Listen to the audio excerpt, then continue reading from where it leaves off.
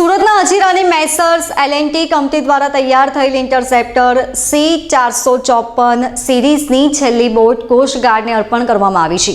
Drugs mafia ઘૂસણખોરો આતંકીઓની સામૃદ્ધિક હિલચાલ બાજ નજર રાખવા C454 સિરીઝની છેલ્લી બોટ તટરક્ષક દળને અર્પણ કરાઈ છે। ગુજરાત 1600 કિલોમીટરનો કોસ્ટલ વિસ્તાર ધરાવે છે।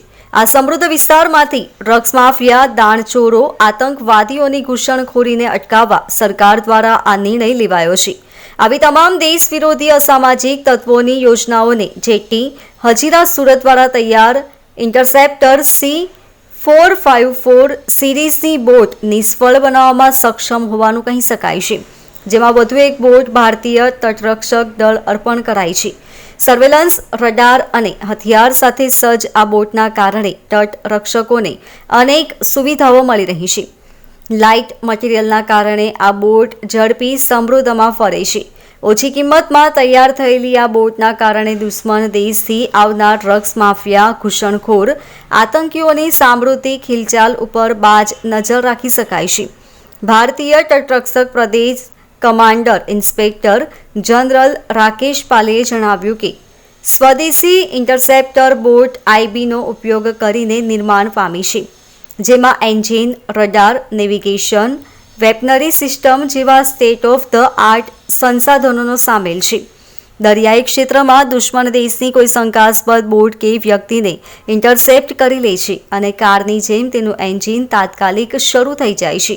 આ બોટ છીછરા પાણીમાં પણ તરવાની સક્ષમતા ધરાવે છે અને ઉચ્ચ ઝડપ સુધી જવા માટે સક્ષમ છે। માત્ર 15 મિનિટમાં જ શાંત અવસ્થામાંથી એક્ટિવ મોડમાં આવી જાય છે। આ જહાજ અદ્યતન દિશા સૂચન અને સંદેશા વ્યવહારના ઉપકરણોથી સજ્જ થઈ।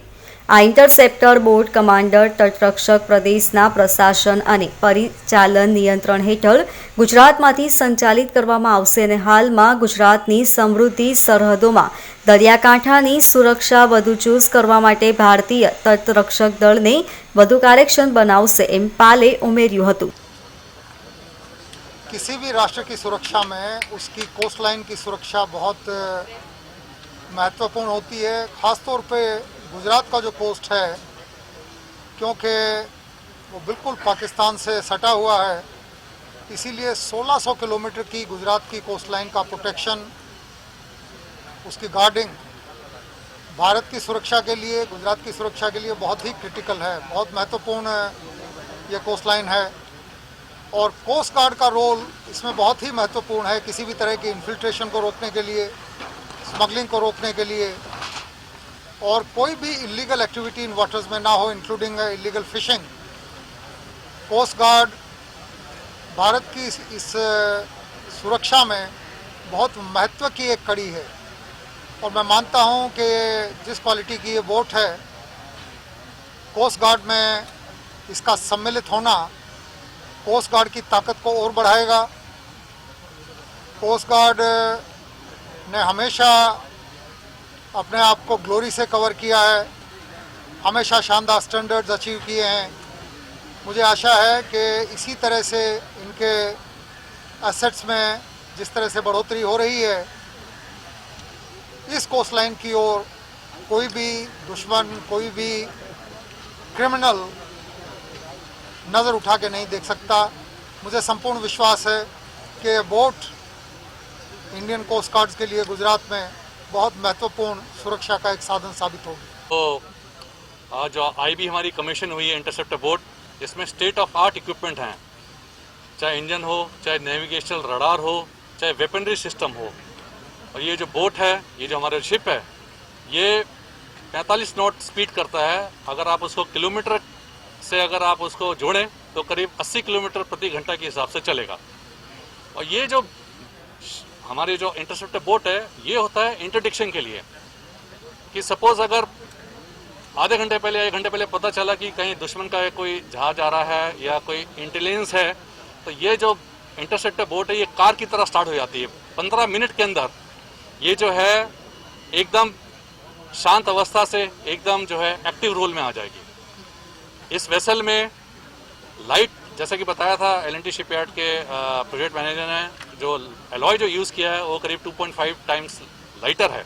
तो लाइटर शिप होने से क्या होता है कि इनकी जो है स्पीड बढ़ जाती है और जो इनकी कैपेसिटी है, जो इनका इंड्योरेंस है, वो करीब 24 घंटे तक ये जो वेसल है ये बगैर तेल पानी के और किसी भी लॉजिस्टिक सपोर्ट के ये जा सकता है।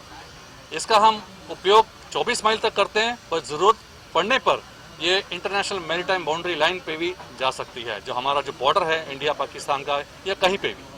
तो इस तरह के जो हमारे वेसल हैं पूरे इंडिया में, अंडमान से लेके लक्षद्वीप और गुजरात से लेके आपके हल्दिया तक, ये इस तरह के हमारे वेसल बेस्ड हैं, जो कि बहुत ही महत्वपूर्ण योगदान कर रहे हैं तट रक्षा की सुरक्षा के लिए। ये सीरीज का आखिरी शिप है और मैं उम्मीद करता हूँ कि इस तरह के ऑर्डर और मिलेंगे।